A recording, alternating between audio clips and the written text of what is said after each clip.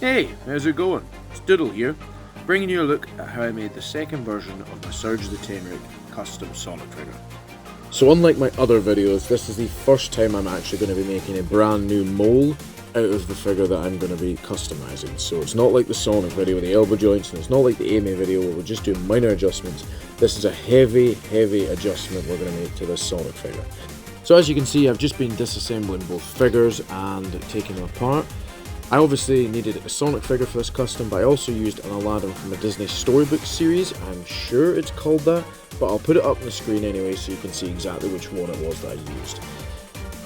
This is actually the second time I've taken a crack at making a Sirge action figure, because the first one actually used a Toy Box Aladdin and an Amy Rose Jax figure. So if you'd like to check that out, the link to my Instagram will be down in the description below. So from the Aladdin figure, basically all you're going to need is the trousers. That is the pants that we're going to use for making Sirge, and the Sonic figure is a very major update we're going to need to do to this guy. I'm going to basically be resculpting the entire face. The other major modification I had to do was the upper body of Sonic and cutting it in half so that Sirge scales correctly next to everyone else and she's not too tall. As you can see, this is pre-Dremel duck because I didn't have a Dremel at this point, so I had to basically carve off the Sonic spines, which are a lot more difficult in the earlier releases because they're made from a much harder plastic than, I think, past Wave 14. And as you'll see on screen now, I'm basically getting ready to change Sirge's hands so that we can have that kind of rocker pose that she's got going on.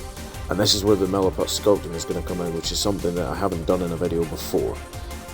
Aside from another kind of clay that I use later in the video, Milliput has been my go-to since the very start of making my customs. If there's anything else you guys can recommend to me though, please feel free to leave it in the comment section below.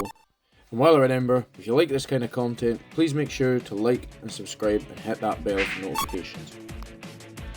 As you'll see, I was using a bit of water to also give it a kind of smoother base texture, because it's better to get it smooth before you sand it, so that it really looks good in the grand scheme of things.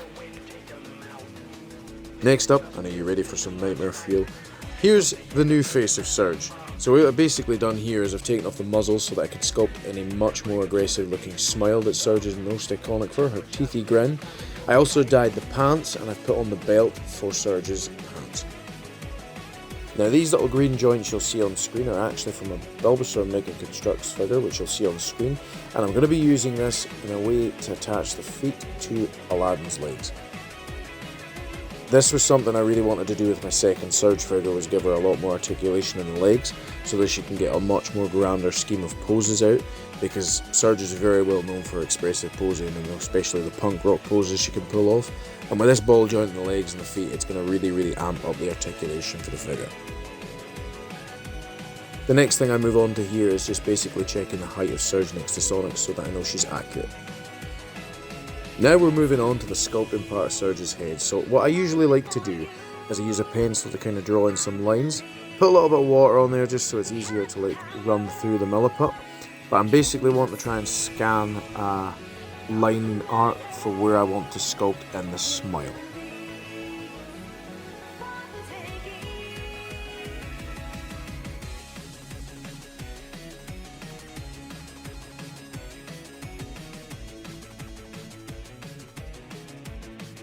The next thing I moved on to was making sure that the legs had a lot of range of posability so that I know that I'm happy with how it's going to look. The next couple clips here just basically show what I have been sculpting. This is kind of a progressive shot just showing that I've sculpted in the shoes, the hands and the head, and what more I need to do.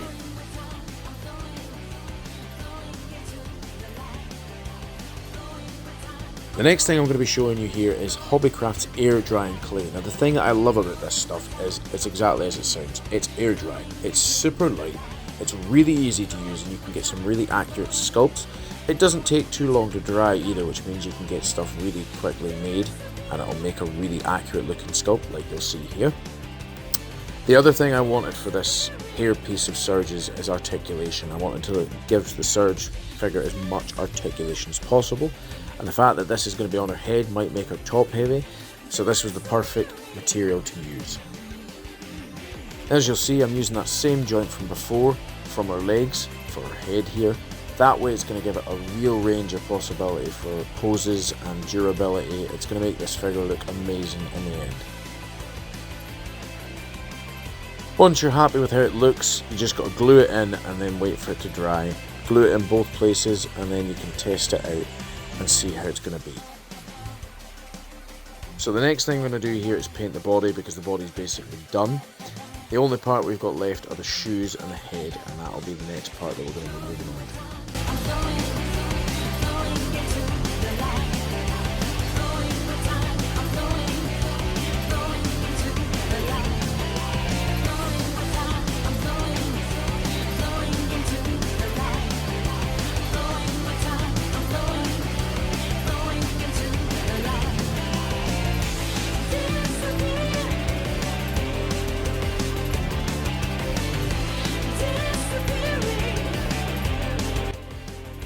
So I had one more thing to add other than the ponytail thing that connects her head to her ponytail, was her ears.